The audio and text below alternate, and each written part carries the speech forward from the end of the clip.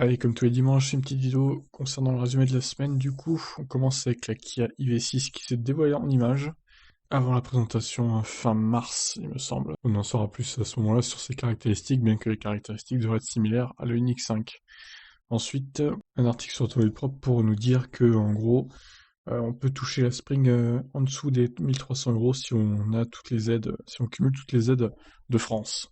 Bon, évidemment, ça va concerner 3 personnes en France, mais bon, quand même, 1300 € une voiture neuve, incroyable quoi. Le Sénat veut lancer une vignette de libre circulation pour les voitures de collection thermique. Ça concernerait donc les voitures thermiques de plus de 30 ans qui seront autorisées à circuler malgré les restrictions de circulation, donc les ZFE, etc. Alors, une petite vidéo pour nous montrer le Tesla Semi en test sur un anneau, qui fait des tours de piste donc. Ensuite, Mini deviendra un constructeur totalement électrique d'ici 2030. C'est l'objectif de la marque allemande. Enfin, qui fait partie du groupe BMW en tout cas. Toyota va présenter un SUV électrique le 19 avril 2021. Donc après la déception de la Toyota Aygo Pro X Prologue, qui est en fait une thermique, une full thermique, eh bien on verra ce que donne ce SUV électrique le 19 avril donc. L'Union européenne envisage finalement la fin des moteurs thermiques pour 2035. À voir ce qu'il en sera d'ici là, il peut encore se passer beaucoup de choses, ça peut encore changer. En Allemagne, la Model 3 a battu la ID3 en termes de vente en février, légèrement battu, mais battu quand même. Volkswagen Power Day, ce qu'il faut retenir, donc une diminution des coûts de la batterie, des gigafactories installées dans plusieurs pays, etc., etc. Je vous laisse découvrir ça. Plus de 400 stations de recharge seront déployées fin 2022 sur les autoroutes françaises. Et ces stations comporteraient entre 4, 8 ou 12 bornes, selon la station donc. Ah, ça va enfin faire des bornes rapides sur autoroute, donc ça c'est bien. Des batteries de vieilles Nissan Leaf réutilisées pour alimenter les robots dans les usines Nissan. Alors j'ai trouvé l'initiative intéressante, donc je voulais vous la signaler. Ensuite, on continue avec la Volkswagen ID.5 qui t'a laissé sur la neige, en mode camouflage évidemment, comme à chaque fois qu'une voiture est testée, quelle qu'elle soit d'ailleurs. Donc la Toyota Aygo X Prologue, la fameuse voiture qui était censée être électrique, bah elle ne le sera pas, elle sera complètement thermique. Bravo Toyota, encore une fois. BMW iX, les prix et autonomie des deux versions révélés. Alors on nous annonce une batterie de 75 kWh avec 400 km d'autonomie et une batterie de 100 kWh avec 600 km d'autonomie. Bon, comme j'ai dit dans la vidéo, ça me paraît bizarre les chiffres, et les prix sont prohibitifs, donc voilà, encore une fois, BMW se plante complètement. Là, ils ont dévoilé l'i4 aussi, des photos du moins, mais on ne sait pas encore ses caractéristiques, malheureusement. Alors, donc la présentation de la Kia EV6, donc c'est bien le fin mars, hein, c'est le 30 mars exactement.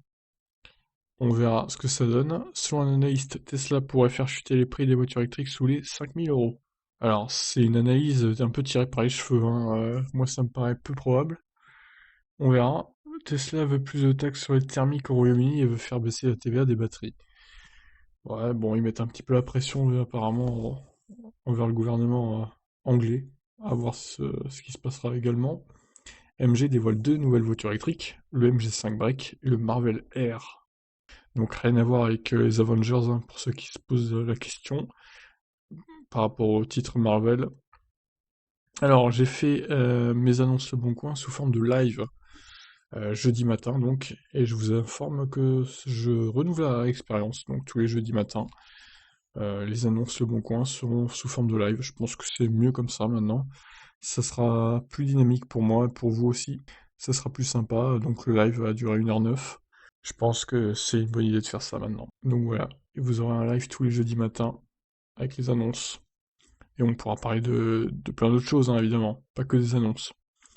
La nouvelle Peugeot 308 se dévoile en hybride rechargeable. Alors, pas de version full électrique, pour l'instant du moins, pour la Peugeot 308. Moi, j'aime pas trop cette voiture, hein. J'ai donné mon avis dans la vidéo, mais j'aime pas trop. Je la trouve pas très belle. La station totale du quartier de la Défense passe à l'électrique. Tout un symbole. Voilà pour ça. Ensuite, il détruit une Dodge Charger de police avec son mode Y en mode conduite autonome. Alors ça, encore une fois, le mec, c'est pas de bol, hein. Ça tombe sur une voiture de flic. Donc le mec en plus n'avait plus de permis officiellement, il était suspendu son permis. Donc il coche toutes les cases. Il s'en souviendra. Tesla va-t-il fermer son usine de Tilburg qui assemble les modèles S et X? Bon, c'est la rumeur qui court, hein, cette semaine. Reste à voir si ça se produira vraiment. Toyota fait pression sur les États-Unis pour retarder la transition énergétique.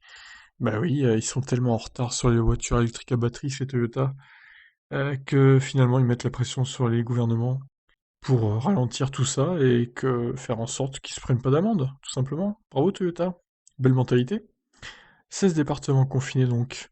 Peut-on toujours s'acheter une voiture électrique? Est-ce que les concessions sont ouvertes, etc.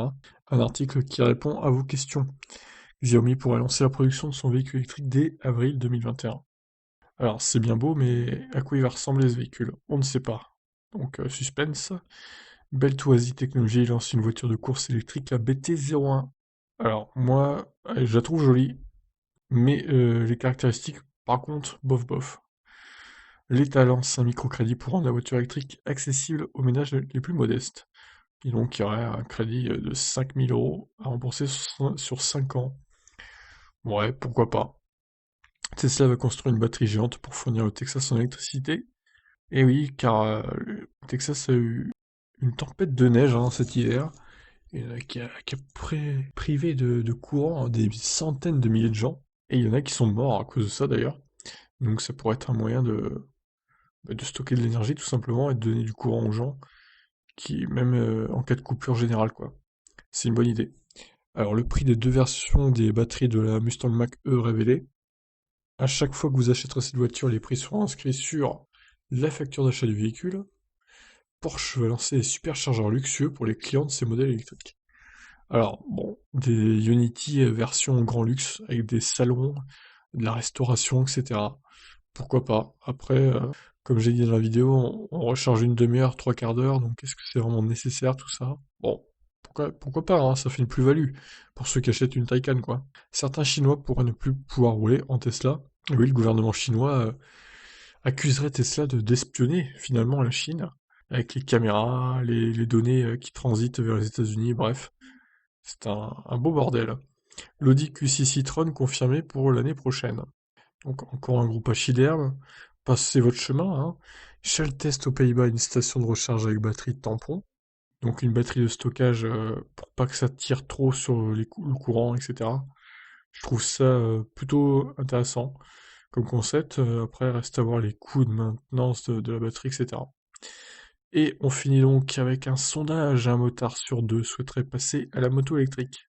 Et bien que les motos électriques sont encore très minoritaires, hein, même encore plus minoritaires que les voitures électriques, c'est dire. Faut dire que l'offre n'est pas encore hyper alléchante du côté des motos. Pour l'instant, ça avance doucement, on va dire. Voilà. Bon bah sur ce, j'ai fini mon petit résumé de la semaine. Je vous laisse évidemment réagir comme d'habitude, et vous avez mes autres chaînes si vous êtes intéressé par la F1 et les sujets divers. Tous les liens sont dans la description, bien évidemment. Allez, à demain lundi pour d'autres actus. Ciao.